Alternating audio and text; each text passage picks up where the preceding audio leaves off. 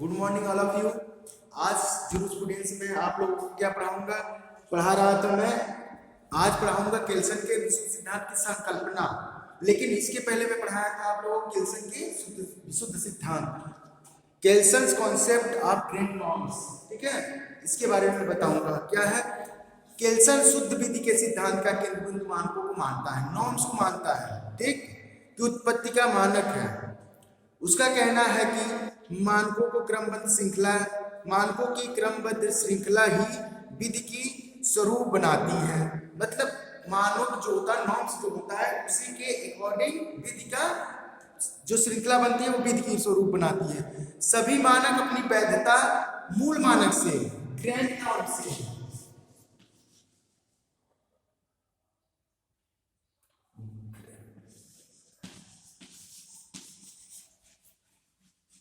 Grand norm से लेते हैं। मूल मानक जितने भी होते हैं प्राप्त करते हैं। क्या कोई मानक वैध है या नहीं, इसका निर्धारण मूल मानक से होता है, किंतु मूल मानक की वैधता प्रारंभिक कल्पना के आधार पर होती है। मूल मानक स्वयं में वैध माना जाता है। उनके अनुसार, मतलब केल्सन के अनुसार, विधि का कार्य मूल मानक एवं अन्य मानकों के पारंपरिक संबंधों पर विचार करना होता है। उनके अनुसार सभी विधिक कल्पनाओं में कोई न कोई मूल मानक अवश्य होता है। केल्सन का जो विशुद्ध सिद्धांत है, ग्रेट नॉर्म का सिद्धांत है, उसमें क्या है, ये कहते हैं, केल्सन महोदय क्या कह रहे हैं कि जितनी भी विधियां होती हैं, जो भी बनती हैं, एक ग्रैंड नॉर्म होता है, मतलब मूल विधि होती है, मूल मानक होता है, उसी से सारी विधियां निकलती हैं। जैसे क्या है हमारा संविधान,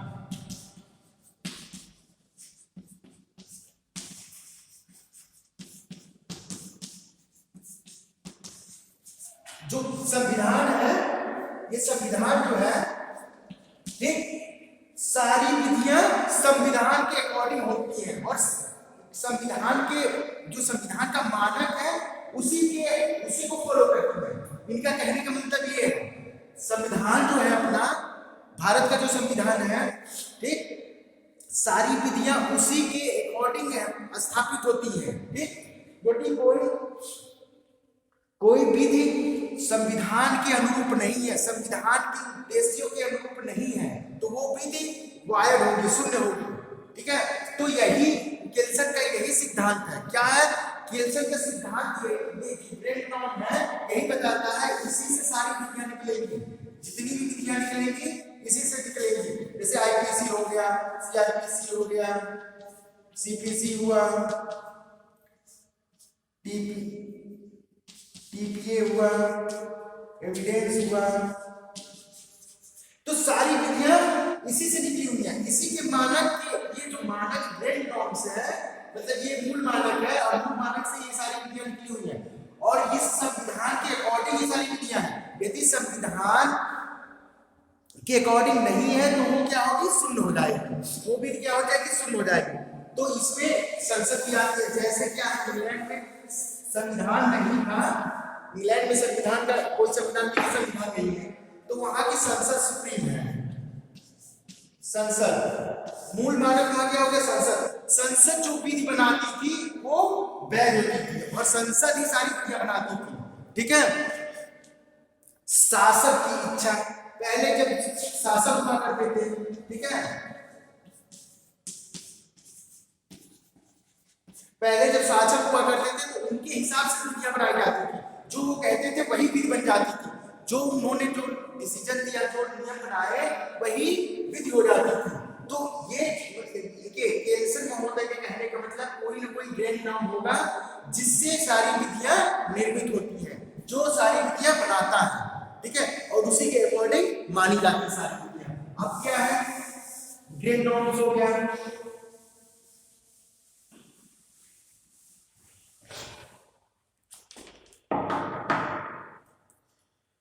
केल्सन के सिद्धांत का महत्व, अब इनकी थ्योरी का क्या महत्व है ये आप लोग हैं जानिए।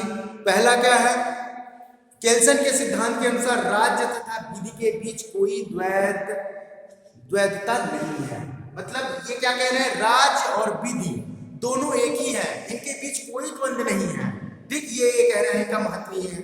दूसरा क्या है, केल्सन ने यह भी समझाया कि विधि का स्वरूप आदेशात्मक ही होता है, अर्थात केल्सन ने शास्त्र को अस्वीकार कर लिया। आदेशात्मक होता है मतलब शास्त्रीय दंड को अस्वीकार कर रहा है। केल्सन कहता है विधियां आदेशात्मक होती हैं, उसमें शास्त्री का कोई रोल नहीं होता है। ठीक है। तीसरा क्या है, अंतरराष्ट्रीय कानून को राज्य विधि से श्रेष्ठ माना है। ठीक है, केल्सन ने अंतरराष्ट्रीय कानून को राज्य विधि से श्रेष्ठ माना है। ठीक, ये इनकी महत्व है। तीसरा, चौथा, इस सिद्धांत ने रूढ़िगत विधि को वास्तविक विधि के रूप में मान्यता दी है। जो रूढ़ी है, जो रूढ़ियां चली आ रही है, उसे वास्तविक विधि की तरह मान्यता प्रदान कर रहा है केल्सन के सिद्धांत में। ठीक, इस सिद्धांत से विधिक व्यक्तित्व के सिद्धांत से संबंधित समस्याओं के हल में सहायता मिलती है। व्यक्तिगत विधिक समस्या जो होती है उसे इस सिद्धांत की वजह से क्या मिलती है, सहायता मिलती है। अब क्या है, अब उन्होंने जो सिद्धांत प्रतिपादित किए हैं, ठीक है, इनकी थ्योरी की कुछ आलोचनाएं भी हुई है। क्या हुई है, कुछ आलोचना हुई है। ठीक, क्या आलोचना हुई है, क्या आलोचना हुई है? पहला, criticism of pure theory of law, सिद्धांत की आलोचना। केल्सन के सिद्धांत की क्या है, आलोचना। क्या है इनके सिद्धांत की क्या आलोचना है, ये देखिए। केल्सन के सिद्धांत में मूल मानक एक ऐसी परिकल्पना है जिसे सिद्ध नहीं किया जा सकता। मतलब जो ये मूल मानक का सिद्धांत जो केल्सन ने दिया है उसे एक परिकल्पना माना गया है, उसे सिद्ध नहीं किया जा सकता। ठीक, ये बता रहे हैं, इसकी आलोचना है। दूसरा, इस सिद्धांत ने अंतरराष्ट्रीय विधि को राष्ट्रीय विधि पर प्राथमिकता देकर प्राकृतिक विधि को पिछले द्वार से प्रवेश देने का रास्ता खोल दिया। मतलब इस सिद्धांत में क्या कहा है कि अंतरराष्ट्रीय विधि जो होती है वो क्या होती है, राष्ट्रीय विधि पर प्रभुत्व प्राप्त करती है, जो कि गलत है। अंतरराष्ट्रीय विधि जो है, अभी जो प्रेजेंट में अंतरराष्ट्रीय विधि है उसका बहुत ज्यादा महत्व नहीं है, राष्ट्रीय विधियों का महत्व बहुत है। ठीक है, हम अपनी राष्ट्रीय विधि से ज्यादा गवर्नमेंट होते हैं, लेकिन इंटरनेशनल विधि से नहीं। इंटरनेशनल विधि को स्वैच्छिक है, यदि आप मानना चाहें तो माने, उसके हिसाब से अकॉर्डिंग लॉ बनाना चाहें तो बनाएं, नहीं बनाना चाहते ना बनाएं, ये बाध्यकारी नहीं होती है। लेकिन स्टेट की विधि, जो राज्य विधि होती है, राष्ट्र की विधि होती है, वो बाध्यकारी होती है। आप ये नहीं कह सकते कि मुझे इस विधि का ज्ञान नहीं था। ठीक है, यदि आप भारत के नागरिक हैं तो आपको ये माना जाएगा कि आपको विधि का ज्ञान है। ये नहीं कह सकते कि हत्या कर दिए और कह दिए कि नहीं मुझे तो पता ही नहीं था कि 302 में हत्या के लिए दंड भी है। ऐसा नहीं होगा। ऐसा करने से ऐसा यदि छूट दे दिया जाए तो कोई भी ये इस छूट का बचाव ले सकता है। ठीक, तीसरा, लास्की ने इनके सिद्धांत की जो जिनने सिद्धांत दिया है, तो लास्की ने क्या कहा इनके सिद्धांत के बारे में? लास्की के अनुसार यह सिद्धांत व्यवहारिकता से बहुत दूर है। ठीक, यह सिद्धांत व्यवहारिकता से बहुत दूर है, यह आधुनिक विधिक समस्याओं को हल नहीं करता है। लास्की महोदय इनके सिद्धांत कहते हैं कि जो ये सिद्धांत दिए हैं केल्सन ने, वो सिद्धांत क्या है, व्यवहारिकता से बहुत दूर है। ठीक, और ये वास्तविक जीवन में ठीक हल नहीं करता, वास्तविक जीवन में समस्याओं का हल नहीं करता, यानी आधुनिक में। ठीक, चौथा क्या है, राज्य और विधि को द्वैधता को समाप्त करके राज्य की शक्ति को सीमित कर दिया है। इसलिए क्या कहा है कि राज्य और विधि दोनों, केल्सन ने कहा राज्य और विधि दोनों समान है, द्वैध इनमें नहीं है। लेकिन ये सिद्धांत गलत है, क्योंकि राज्य अलग होता है, विधि अलग होती है। राज्य विधि बनाता है, विधियां सब पे लागू होती हैं, ये है। ठीक है, पांचवा क्या है, विधिक प्रणाली के लिए प्रभावकारिता केवल आधार नहीं है। विधिक प्रणाली के लिए सिर्फ प्रभावकारिता आधार नहीं होता है। ठीक है, लेकिन इन्होंने क्या कहा है, प्रभावकारिता होती है, विधि में प्रभावकारिता होती है, शास्त्री का कोई रोल नहीं है। लेकिन यहाँ शास्त्री का रोल भी है, यदि विधि है तो शास्त्री होगा, दंड होगा। ठीक है।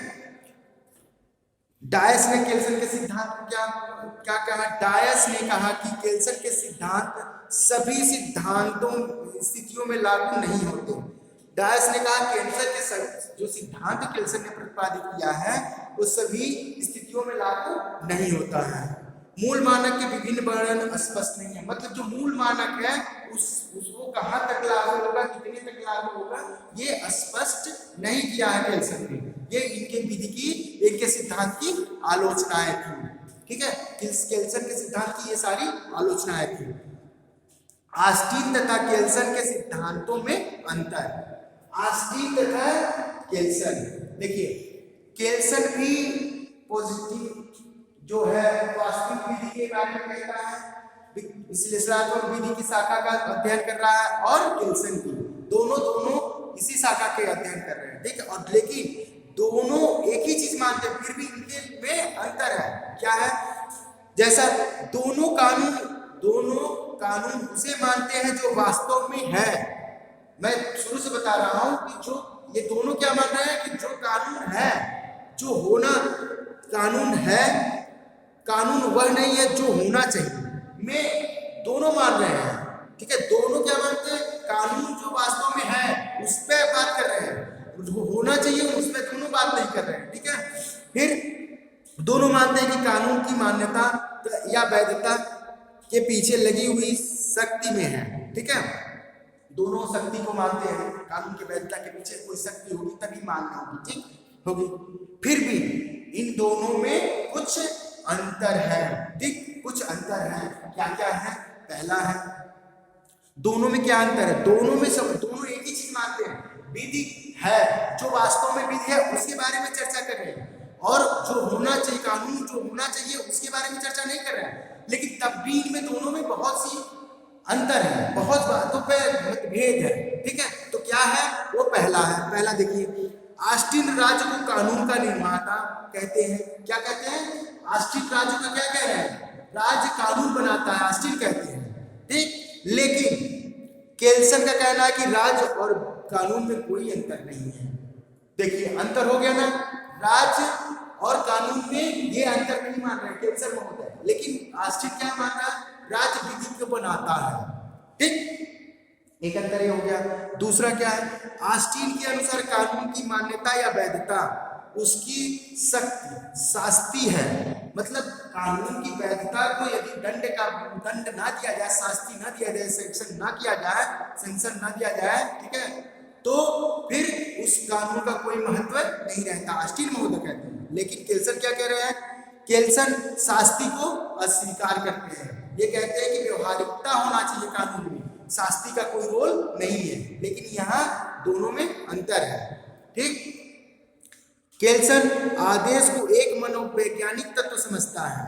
ठीक, केल्सन क्या है? आदेश को मनोवैज्ञानिक तत्व समझता है, लेकिन ठीक है, उसके अनुसार शुद्ध सिद्धांत में कोई मनोवैज्ञानिक तत्व नहीं आना चाहिए, ऑस्टिन के अनुसार।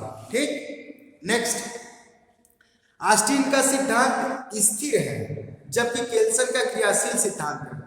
ऑस्टिन का सिद्धांत, जो ऑस्टिन ने सिद्धांत किया वो स्थिर है, लेकिन केल्सन का क्या है? जो क्रियाशील है, चलती रहे, चल रही है, क्रियाशील है। ठीक है, ये है अंतर। केल्सन अपनी व्यवस्था में प्रथाओं या रीति रिवाज को भी रख सकते हैं। ठीक है, केल्सन ने अपनी जो विधि सिद्धांत दिया उसमें व्यवस्था, प्रथा और रीति रिवाज को भी महत्व दे रहा है, जबकि ऑस्टिन इसे कानून समझता ही नहीं। ऑस्टिन प्रथा और रीति रिवाज को कानून नहीं समझता। ठीक है, प्रथा और रीति रिवाज को कानून नहीं समझता, लेकिन केल्सन उसे समझता है। ऑस्टिन ने अपने विचारों को अधिकांशतः इंग्लैंड की तत्कालीन विधि व्यवस्था पर आधारित किया, क्योंकि ये इंग्लैंड का था, तो इंग्लैंड की जो व्यवस्था, उस समय कानून व्यवस्था थी, उस पर ही ऑस्टिन ने आधारित है, उसके सिद्धांत आधारित है। ठीक है, लेकिन केल्सन ने विधि के विशुद्ध सिद्धांत में सार्वभौमिकता को प्रधानता दी है। सार्वभौमिकता को, शुद्ध सिद्धांत में केल्सन ने सार्वभौमिकता को प्रधानता दी है। ये अंतर है। आज सातवां, ऑस्टिन अंतरराष्ट्रीय विधि को कानून नहीं मानता। अंतरराष्ट्रीय विधि को ऑस्टिन कोई कानून नहीं मानता, लेकिन केल्सन महोदय अंतरराष्ट्रीय विधि को कानून मानते हैं। ठीक है, केल्सन अंतरराष्ट्रीय विधि को कानून मानते हैं। ठीक है, ये अंतर हो गया, इनके दोनों सिद्धांतों में अंतर है। ठीक, नेक्स्ट, ऑस्टिन के अनुसार सार्वजनिक और निजी विधि में अंतर है। ऑस्टिन महोदय क्या कह रहे हैं कि सार्वजनिक विधि और निजी विधि में अंतर है, लेकिन केल्सन ने इस अंतर को समाप्त कर दिया। सार्वजनिक विधि और निजी विधि को केल्सन ने नहीं माना कि अलग अलग है, माना नहीं है। ठीक है, नेक्स्ट, ऑस्टिन का दर्शन उपयोगिता पर आधारित है। ऑस्टिन ने जो सिद्धांत प्रतिपादित किए, जो दर्शन दिया है, वो क्या है? उपयोगिता पर, ज्यादा से ज्यादा लोगों की उपयोगिता पर ध्यान दिया है। ठीक, केल्सन ने सभी मूल्य पर आधारित तत्वों को अलग कर दिया है, मतलब सभी पर आधारित हो ऐसा जरूरी नहीं है, केल्सन ने उसे नहीं माना है। ठीक है, ठीक, ऑस्टिन का दर्शन उपयोगिता पर आधारित है और केल्सन ने सभी मूल्यों पर आधारित तत्वों को अलग कर दिया है। केल्सन ने क्या किया? सभी मूल्यों को आधारिता पर अलग अलग बात करी है। ठीक, तो हम आपको क्या पढ़ा रहे थे? विश्लेषणात्मक विधि शाखा। विश्लेषणात्मक विधि शाखा में मैं आपको केल्सन के प्रयोग सिद्धांत बताया, ऑस्टिन को बताया। ठीक, और